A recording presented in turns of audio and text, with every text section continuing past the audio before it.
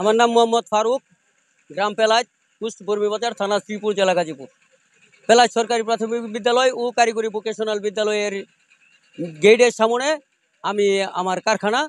এখানে আমি আখ কৃষকের কাছ থেকে ক্রয় করে এনে সম্পূর্ণ পরিষ্কার পরিচ্ছন্নভাবে নির্ভেজালভাবে আমি শীতকালীন গুড় তৈরি করি এবং এই গুড় আমার কারখানা থেকে এই কৃষকরা ক্রয় করে এবং পাইকাররা আমার এখান থেকে নিয়ে যায়।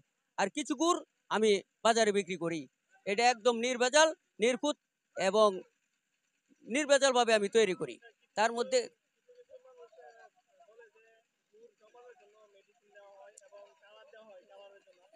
না না, আমি এগুলি কোনো কিছুই ব্যবহার করি না। নির্ভেজালভাবে গুড় তৈরি করি। কৃষকরা আইসা দেখা এবং আমার এখান থেকে ক্রয় করে নিয়ে যায়।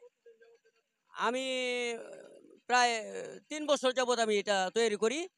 আর আগে আমি দেশের বাইরে ছিলাম, এখন আমি এসে ৩ বছর যাবৎ এটা আমি করি, ব্যবসা করি আর কি। এখন আমার সাথে আরও পার্টনার আছে, আরও 7 জন। তাদেরকে নিয়ে উগুলি জমি থেকে কেটে আনি এবং পরিষ্কার পরিচ্ছন্নভাবে সমস্ত মানে এই গুড়টা তৈরি করি আর কি শীতকালীনভাবে।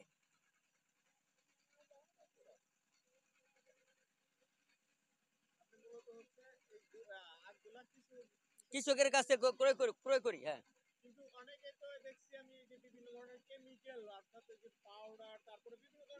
না এগুলি আমি কোনো ব্যবহার করি না, কোনো কেমিক্যাল কোনো ব্যবহার করি না। কোনো কেমিক্যাল আমরা ব্যবহার করি না। নির্ভেজালভাবে যারা মানে আসে এখানে আইসা দেখা করে তারপরে নিয়ে যায়। যারা আসে সবাই নেয়। আমি প্রতিদিন মানে 3 কড়াই করি আর কি।